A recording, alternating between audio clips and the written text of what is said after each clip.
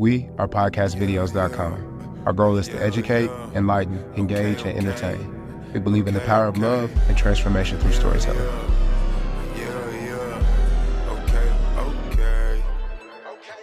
Ladies and gentlemen, friends and family, boys and girls, this is another episode of Story Scaling. I am Bang, and to my right I have, and this is Dan. And then I am Brooke. And I'm Sam. And we're super excited to be back. You guys, I'm feeling the holiday spirit. Are you all?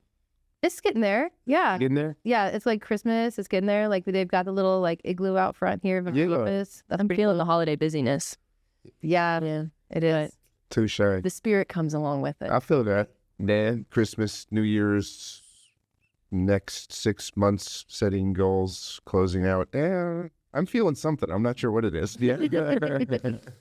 Okay, today we got a topic. We do. We're going to talk show notes. Some people use them. Some people don't. We highly recommend them. Do.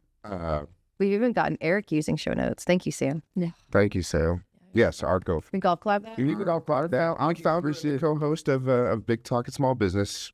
We hand him the show notes. Does he actually use them? You know, that's a good question. I like to think so.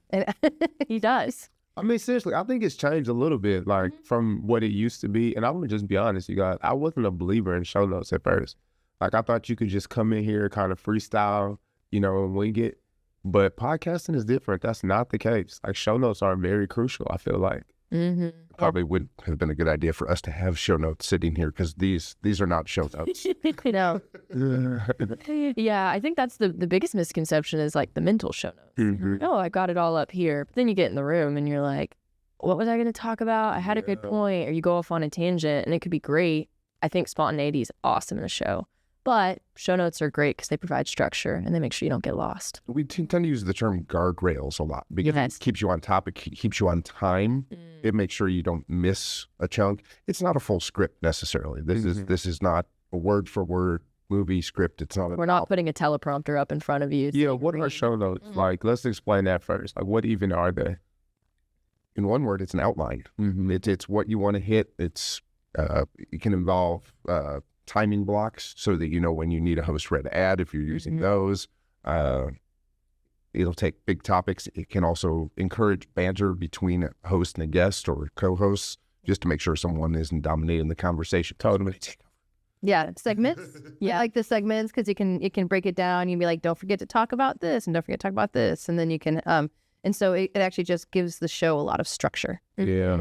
And it creates a familiarity for the listener. It's great for the host in the room because it provides them with some guidance on what they're supposed to talk about. But as a listener, it's consistency throughout every show. Oh, I know. Oh, this is my favorite segment. Or, oh, I know after this they talk about that. Or they always ask this question every single time. I know if I'm not that interested in this particular topic, he's going to spend 5 to 6 minutes on it. Then he's going to move to something I might like. You might stick around for that. If it's so open-ended, you don't know if he's going to ramble for half an hour. You might drop. It's almost like show notes are show notes. Yeah. Interesting. Notes about your show. No, I think it's interesting. That's a profound breakdown right there. We are the experts here. I'll put some show notes to this, Dan. Yeah. But, when you're in the room actually doing the podcast, a tangent doesn't feel as dramatic. But as a listener, sometimes when you hear somebody ramble on and on and on, it's like, man, I want to listen to this content, but it's all over the place, right? And so I've been able to see how the structure can just help a show tremendously. And Sam, do you have any, stories or examples of people that I guess we use Big Talk, for example, but you know what I mean? Just watch go from unorganized, just not super well put, and then how show notes has helped just kind of lift that? Yeah. I mean, well, I think, Eric and Mark's show Big Talk is a great example of that. Yeah. They have so much knowledge. They're like industry experts, right? It's not the content's the problem. Like they know what they want to talk about. Yeah. They just can never kind of focus all of their knowledge into one episode and one topic that's actionable for the audience. So theirs was a great success story of like, hey, we gave them some ideas or even just a topic. Yeah. Like, hey, today you're talking about pricing.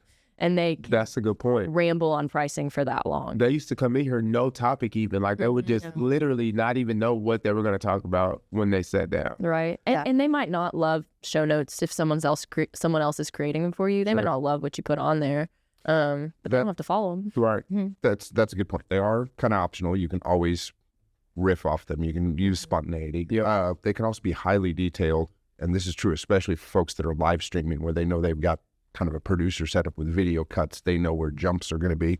Or they can be 3 bullet points that are just the main topics you want to make sure you hit. Totally. The recommendations we've had, and we put some of these out in our kind of comprehensive guide to prepping for your show. There's the idea that you should probably go ahead and use more extensive show notes than you think, at least at the beginning. Once you've got your routine down, you can simplify. Go ahead. I was going to say another thing. I just thought of another client was Cy Kirby, Blue Collar Business Podcast.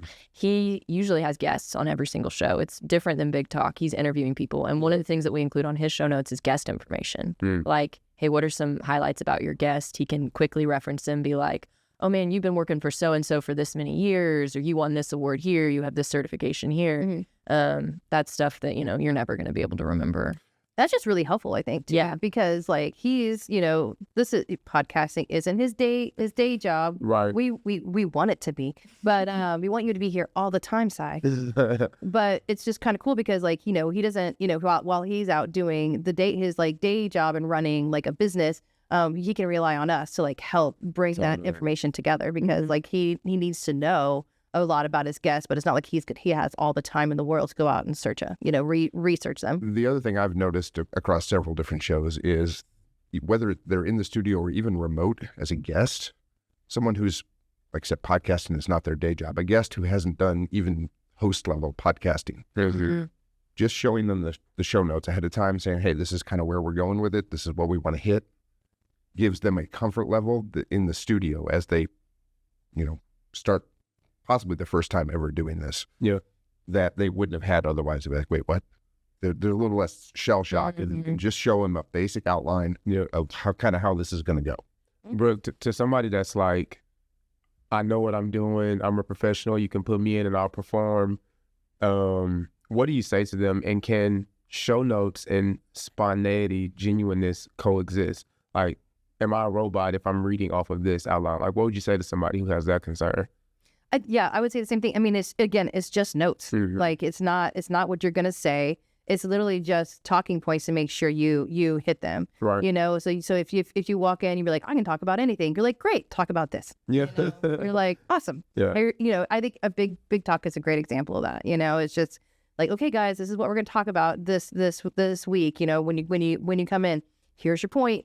And they're like, okay, we're going to make sure that we hit those points, and they'll just look at it once they're done. But like, it's never going to stop the conversation. Totally. Like, it's never going to stop, somebody coming in and talking about their experience getting coffee, they can relate it back to something. Totally. And so you can really like take everything that you've been experiencing even that morning and like relate it back to the show. Yep. There are certain formats too where it can help co-hosts or hosts and recurring guests. I'm thinking actually of some of the fantasy sports stuff that goes out live stream. You've got a producer involved that needs to be throwing stats up. You've got multiple co-hosts that are all remote from each other, and they can look through these notes even ahead of the show and say, oh, you're going to highlight Barkley as a running back. I'm going to talk about something else. That way you don't double up on the content, and you get a richer content experience out of it. Yeah. I'm going, show notes are important. Everybody do it. Yeah. That's my vote. It just helps you organize the show, make it structured, keep it consistent, and it makes it a lot more watchable and enjoyable for the audience. They're customizable. Start with something and then tweak it to what you need. Yeah, for sure. So, good talk, guys. yeah. Beautiful. That is show notes with show notes. We didn't need Show notes. Yeah. So, All right, thank you guys for tuning in. If you got any questions about show notes or anything, or you want to hear a particular discussion, hit us up. Like, comment, share, subscribe, and follow.